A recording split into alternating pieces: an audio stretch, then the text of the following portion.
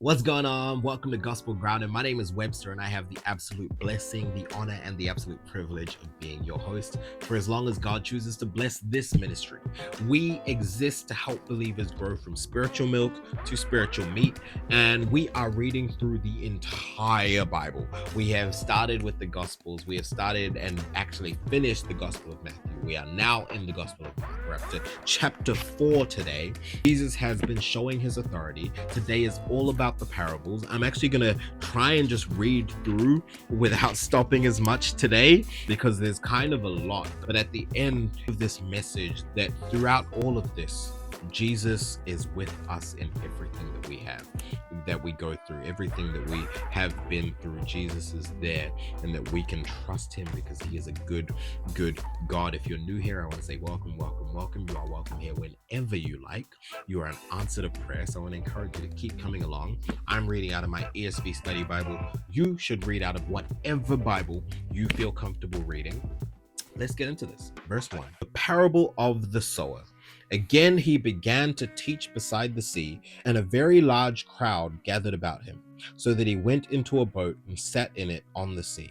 And the whole crowd was beside the sea on the land, and he was teaching them many things in parables. And in his teaching, he said to them, "Listen, behold, a sower went out to sow, and as he sowed, some seed fell along the path, and the birds came and devoured it.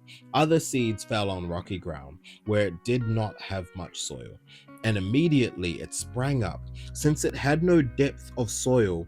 When the sun rose, it was scorched, and since it had no root, it withered away.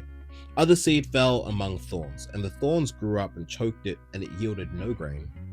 And other seed fell into good soil and produced grain, growing up and increasing and yielding 30-fold and 60-fold and 100-fold.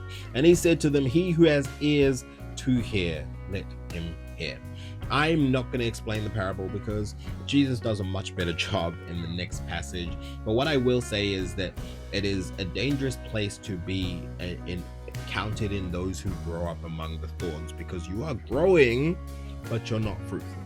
There is a difference between existing and being fruitful. There's a difference between just being in the place and not producing anything.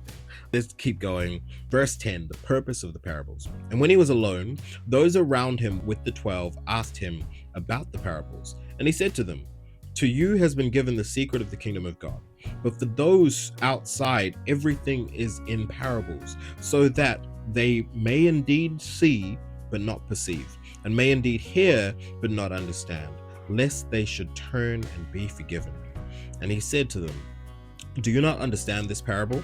How then will you understand all the parables? The sower is the word, and these are the ones along the path, where the word is sown.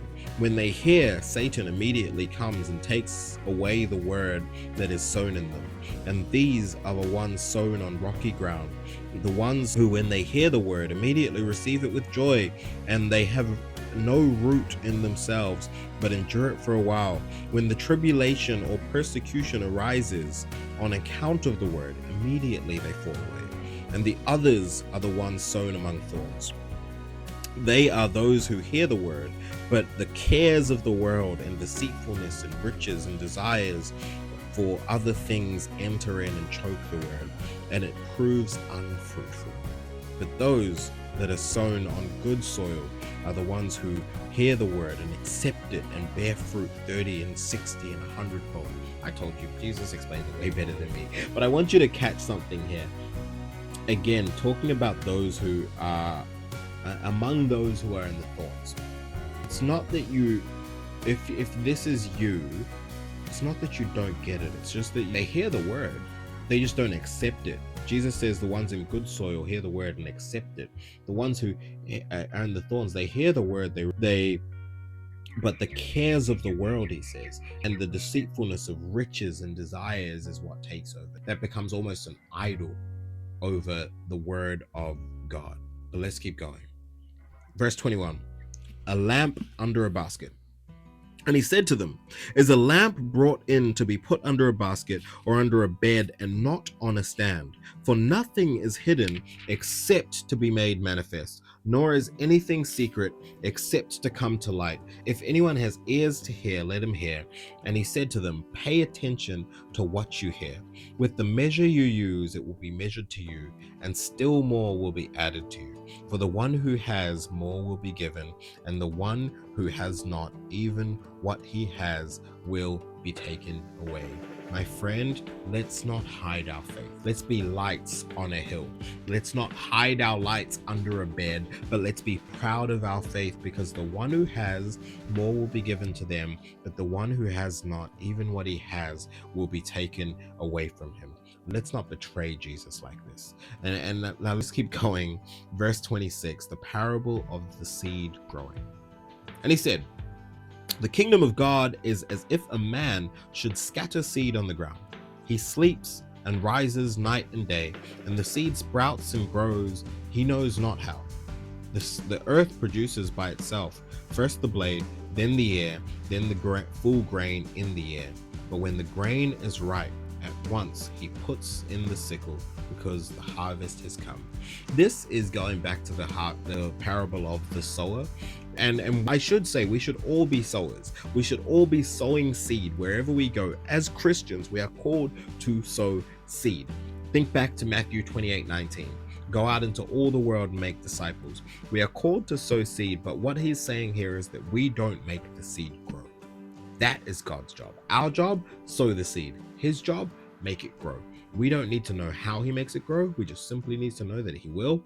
And when the harvest comes, we need to be ready to reap. Let's keep going. Verse 30, the parable of the mustard seed. And he said, with what can we compare the kingdom of God? Or what parable shall we use for it? It is like a grain of mustard seed, which when sown on the ground is the smallest of all seeds on earth. Yet when it is sown, it grows up and becomes larger than all garden plants, and puts out large branches so that the birds of the air can make nests in its shade. With many such parables he spoke the word to them, as they were able to hear it. He did not speak to them without a parable, but privately to his own disciples he explained everything. First things first, the kingdom of God cannot be contained. Like a mustard seed, it might seem small at first. It might seem like the move of God that he's doing in somebody's life is small, and even can seem unseen at first. But let God cook. Let God do what God does, because what will grow will be magnificent, in the same way that a mustard tree is the largest of any garden plants. Second things second, how God explains everything privately to his disciples. Privately. This is why it's so important to spend time with him in the secret place. Privately, he will explain everything. That is who we serve. He doesn't just leave us out in the dark. This is the last passage, and I actually love this story. The last passage of chapter 4. Jesus calms a storm. Verse 35. On that day, when evening had come, he said to them, let us go across to the other side. And leaving the crowd, they took him with them in the boat, just as he was. And other boats were with him. And a great windstorm arose, and the waves were breaking into the boat, so that the boat was already filling. But he was in the stern, asleep on the cushion. And I love that, because I think that Mark's the only Bible I think that says that he was on a cushion. The others just say he was sleeping. But I love that the fact that he was on a cushion, because it just like paints this picture of he was comfy.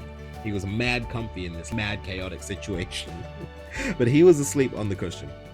And they woke him and said to him, teacher, do you not care that we are perishing?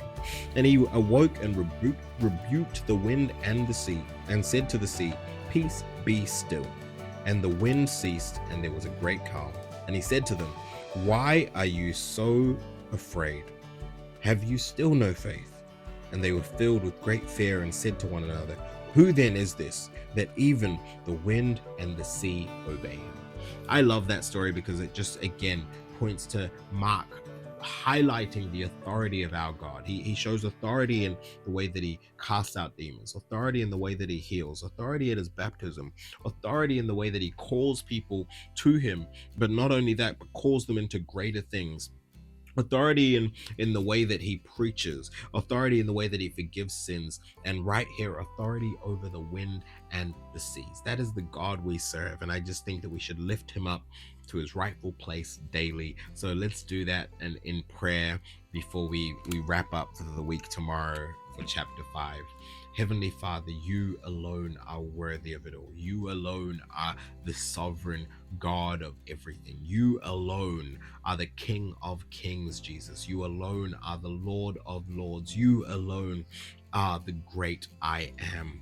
We are so in awe of you. We are so in awe of all that you do, all that you are capable of, all that you teach us. We thank you, Lord, that you are not a God who leaves us in the middle of our mess. We thank you that you're not a God who leaves us in the chaos, but you're actually there with us, Lord. That when things might seem like things aren't working out, that you are in the midst of it with us, and that at just one word you can calm the storm. And Lord, if my friend who is watching this right now, if they're going through something that just seems like all hell is breaking loose around them, I pray that your presence would just be with them. I pray that you would stir their faith, that they would know that they are in the boat with the King of Kings, that they are in the boat with the Son of the living God, the Holy One of God. I pray that they would not forget who is there with them. I pray that they would know you so tangibly, that they would hear your voice so tangibly. Holy Spirit, would you have your way in all of our hearts? We just lift you up to your rightful place. We say, here we are, send us. We surrender all that we have to you, Lord, in the mighty, in the majestic, and the most wonderful, wonderful name of our Lord Jesus Christ. Amen.